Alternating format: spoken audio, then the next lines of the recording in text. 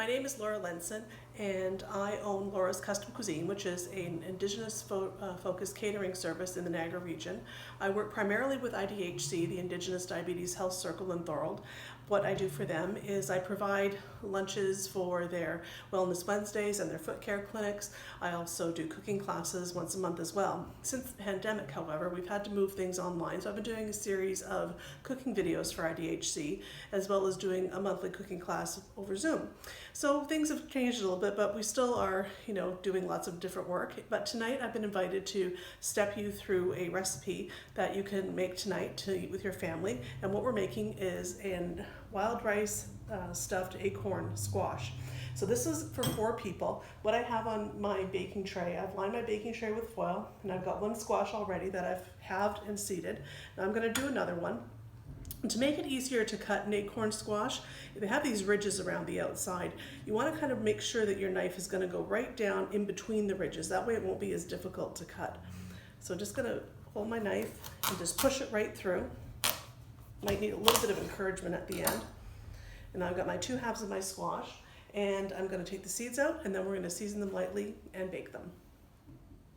So now what we're going to do is we're going to scoop the seeds out of the squash and just put them in a bowl. You can save these seeds if you want to roast them or dry them to plant again, especially if you've grown a squash from your own garden.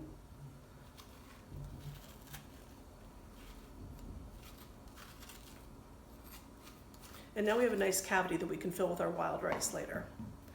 So now we're going to put these on our baking sheet. And before we put them in the oven, I'm just going to season them very lightly with a little bit of salt and a little bit of fresh pepper. And then we're going to turn them skin side down, flesh side down. I've already sprayed this baking tray with a little bit of non-stick cooking spray so they won't stick. And we're going to put these in the oven now for 20 to 30 minutes. After the squash is cooked for 30 minutes, we're going to brush it with a mixture of olive oil and maple syrup. So what I have here, I'm going to measure out 2 tablespoons of olive oil and 1 tablespoon of maple syrup. Then after the squash is halfway finished, we're going to flip them over so the cavity is facing up. We're going to brush the maple syrup and olive oil mixture over, and then we're going to bake it until it's completely tender. So while our squash is baking, we're going to move on to the wild rice stuffing. I have cooked earlier in the day 1 cup of wild rice, and that gave us about 4 1/4 cups of finished rice. This is going to be the base for our stuffing. We're going to add to that some dried cranberries and some green onions that have been chopped. And we're going to add the zest and juice of 1 orange. Orange and cranberry are a really nice combination, and what we're going to do, we're just going to grate the zest. If you don't have one of these microplane graters, you can use a box grater. You could even just peel it off with a peeler and just cut it up with a knife even. It gives it a really intense orange flavor that goes really well with the cranberries. So we're not taking the white off, just the orange outside. That's where the oils are that give us the flavor. And once we've got that off of there, I'm just going to take all of it out of the grater. I'm going to take out the juice now of the orange. If you didn't have a fresh orange, I wouldn't worry about it. If you have some orange juice in your fridge, you could just use maybe about 1/4 cup of that instead. Get the juice out of that half and the juice out of this half. A fork also works really well for this, for getting the juice out of citrus as well. Okay, so that's all done. Now we're going to take this over to the stove. We're going to put it all together. So I have a large skillet now over medium-high heat, and I added a tablespoon of olive oil. And then we just add the rest of the ingredients, the green onions, the wild rice, and the dried cranberries, and the orange juice and zest. And then you're just going to saute this for 2 to 3 minutes. We're really just heating it through so it doesn't have to stay in the oven so long after the squash is ready. And then I'm just going to season this a little bit with some freshly ground pepper and a little bit of salt.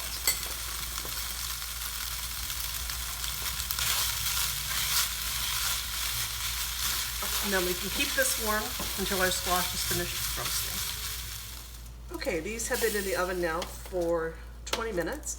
I'm just going to flip them over using some tongs. They're very, very hot on the inside. And now I'm going to take the mixture that I made earlier, the olive oil and the maple syrup. I'm just going to give that a stir. I'm just going to brush it on each half of the squash. This will just give it a little, bring out the natural sweetness of the squash and help brown it a little bit more. So this time we're going to put it back in the oven now for another 10 to 15 minutes, and we're going to leave the cut side up. And then we're going to stuff it with the wild rice mixture after it's finished. The squash have been in for another 10 minutes, and we're going to check and see if they're ready. So I'm just going to take a fork and just give them a little poke, and if the fork goes right in, there's no resistance, nice and tender, they're ready to stuff. So now I'm going to take a scoop of my wild rice stuffing and heat that in to the cavity of each one of the squash. You want it to be nice and full. You can press it down a little bit so you can add a little more.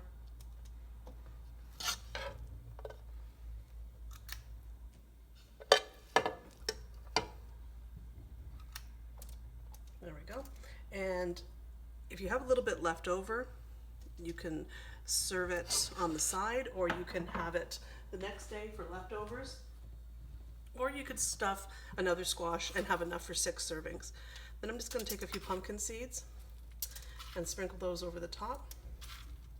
That will give us a little crunchy texture because the squash and the wild rice and everything will be nice and soft. And this will just give us a little bit of contrast.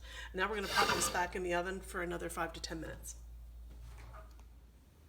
So now it's all finished, and I've just plated some up here. We're going to have this now for our dinner.